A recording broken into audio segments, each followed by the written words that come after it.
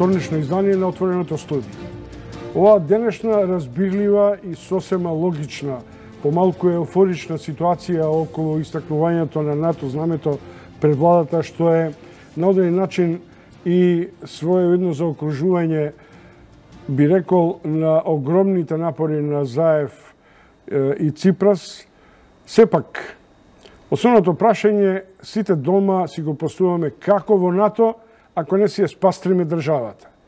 А штом таа дилема ќе ја поставиме на тацна, тогаш логичното подпрашање е како можеме да ја спастриме државата, доколку и натаму тајкуните и сомничевите за финансиски криминал, за злоупотреби на службените властување и на државните ресурси може да бидат на слобода. Тоа е тема за вечерашнава дебата.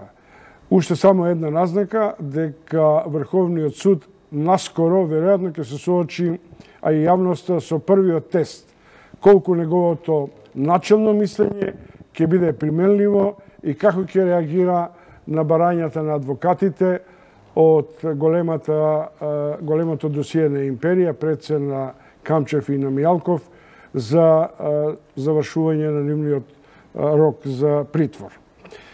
СЈО денеска помина, би рекол, во една, или денове помина во една контраофанзива со едно цело досие за докази, прилично и јасни индикации како се одел трансферот на парите од дома кон странските фирми, од странските фирми низ финансиските пералници се враќаат дома. Мој вечерашен гостин, и вас се разбира, е Емилија Локвенец. Таа е докторант на Правниот факултет на Уставно право, но погледајте, незината магистарска и незината докторска дисертација ги допираат искуствата на начелните мислења на Врховниот суд и во Македонија, особено низ искуствата на Европа. Ви благодарам што дојавте. Локвенец, кога денеска, утре, Врховниот суд ќе добие во основа жалбата и евентуално да им се симне притворот на Мијалков и на Камчев, дали ќе се оствари заканата на председателот на Врховниот суд дека се што ќе стигне во досие кај него, а е продуцирано после 17. јуни 2017, надвор од законскиот рок на СЈО, ќе биде поништен? Чумовски, како што сега стојат работите, најверојатно да, затоа што начелните ставови на Врховниот суд се задолжителни за советите на Врховниот суд. Така е поставен законот, тоа е во рамки на уставната улога на Врховниот суд, а тоа е да обезбедува единство во примената на законите од страна на судовите. За жал, ова е застарена алатка, јас тоа го обработував и во магистерската тема, а сега во докторатот сакам да најдам вистински модел за демократско општество. Има тука сега две можни реакции. Првата реакција, што помалку е излезена од судските лавиринти, а тоа е дека толкување на примената на законот за СЈО бара специјалното, односно бара јавното обвинителство.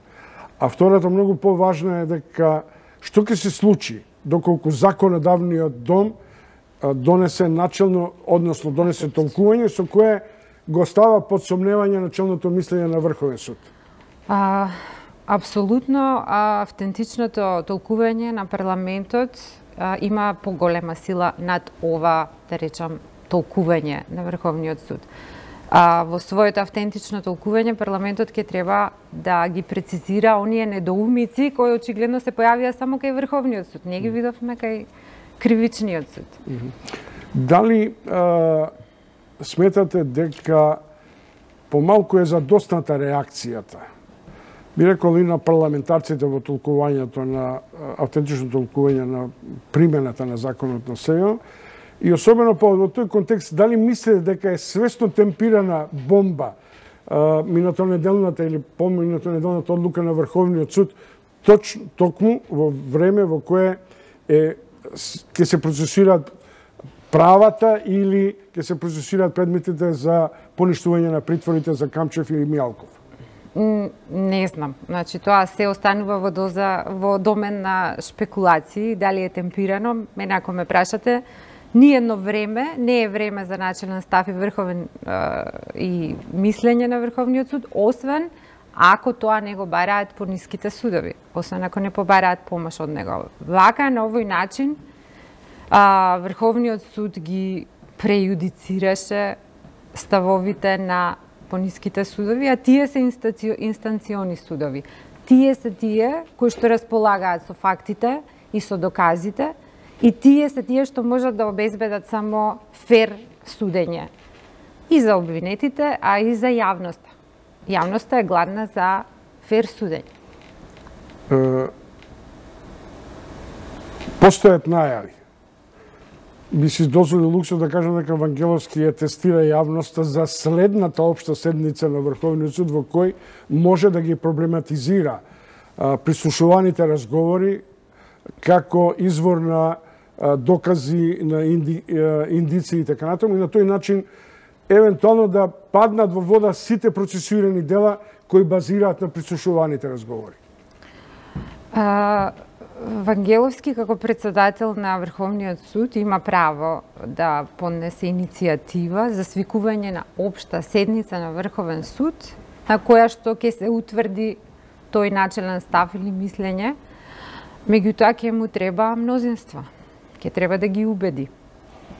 Ако Со оглед на апсолутното мнозинство за начелното мислење, нема да се сомневате дека ќе ги убеди.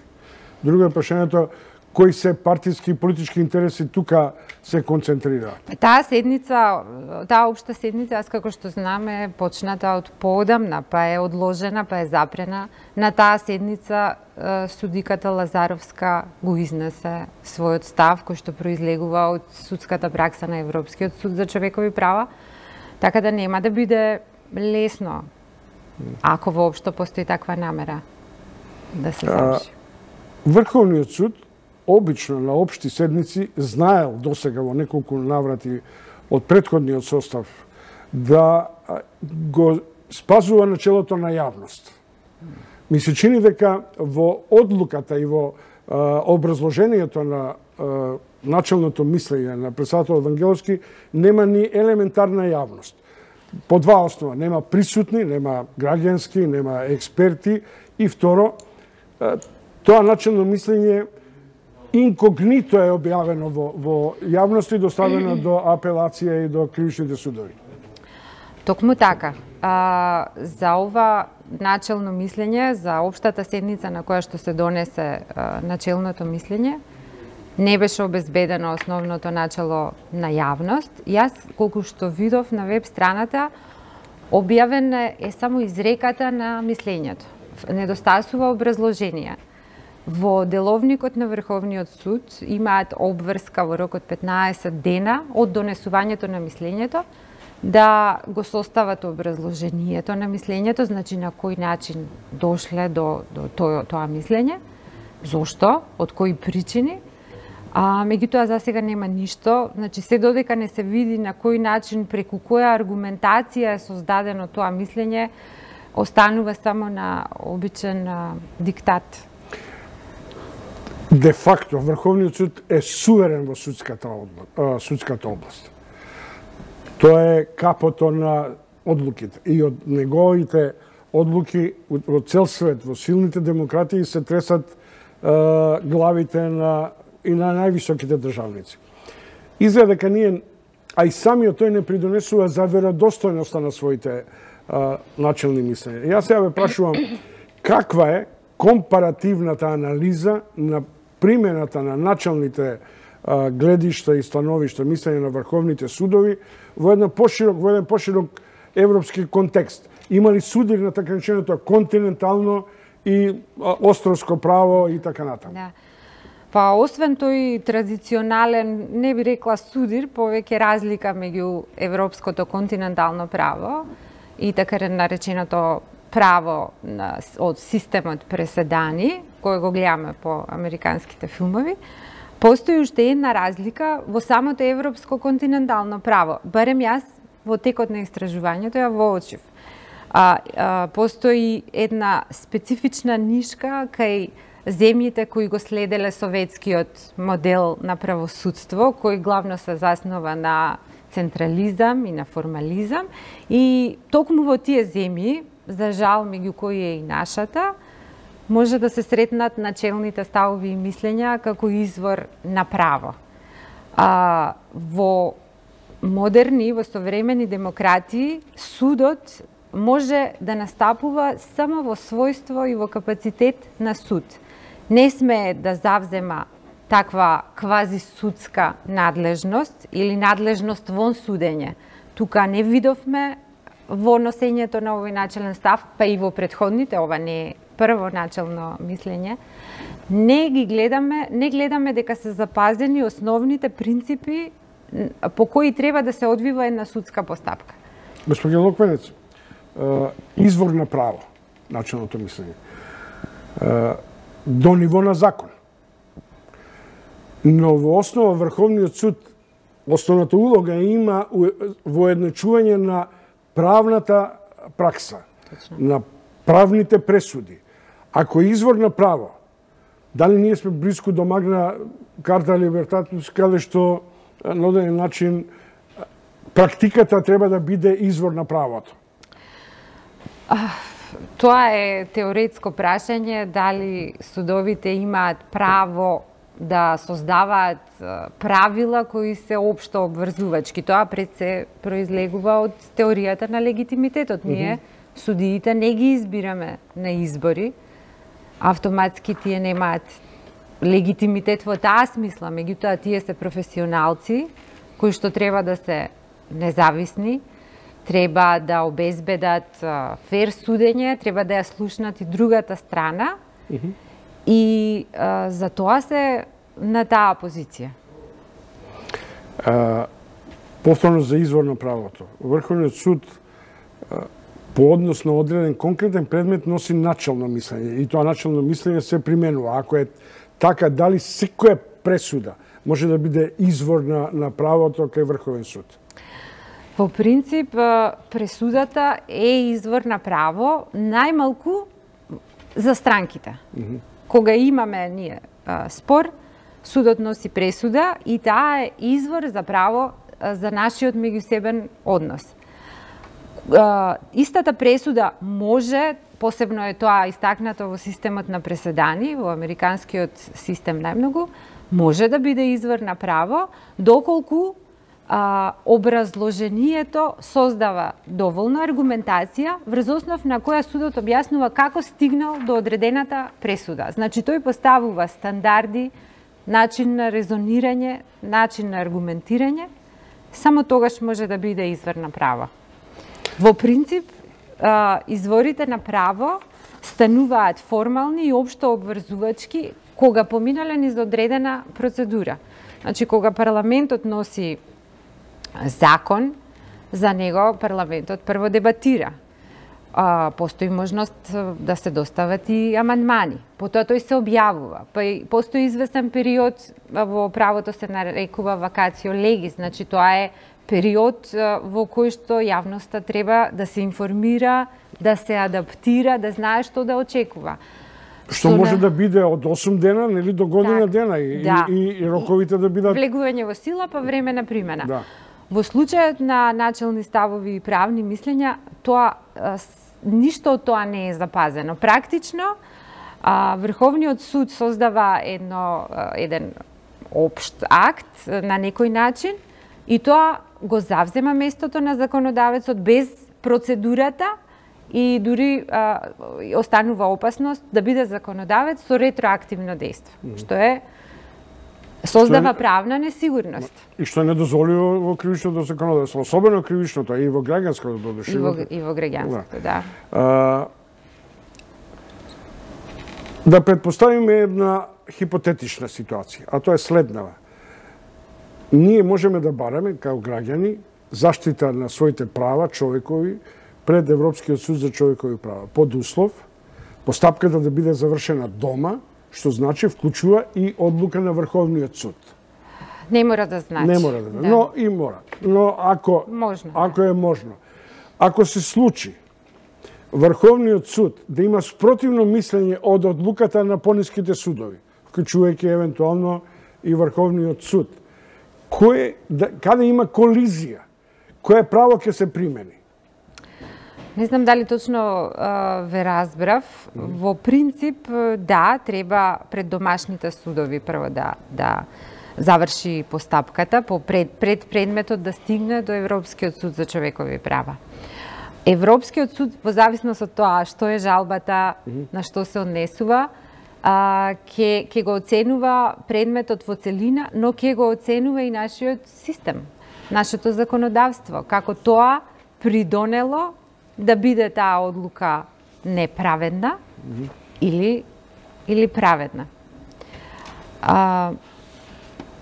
Има една работа која е сосема симптоматична. Тоа зошто адвокатите се издвоени од така наречената стручна јавност, од општата граѓанска јавност која може да иницира барање пред Врховниот суд за заштита за начелно мислење.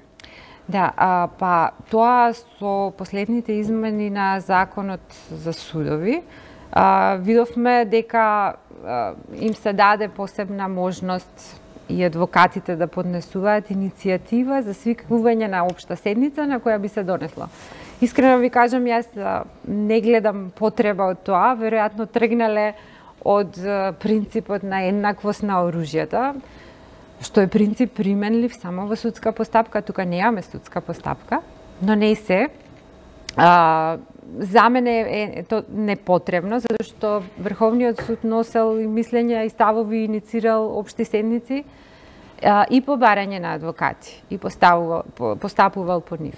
Разликата е во тоа што според деловникот на Врховниот суд, за да може на таква иницијатива на било кој друг освен судиите, вклучувајќи ги тука и адвокатите, да стигне до општа седница на Врховен суд, председателот на Врховниот суд, според деловникот, ја доставува до одделението кое што е надлежно, доколку одделението при Врховниот суд го ја прифати потребата од донесување начелен став, во тој случај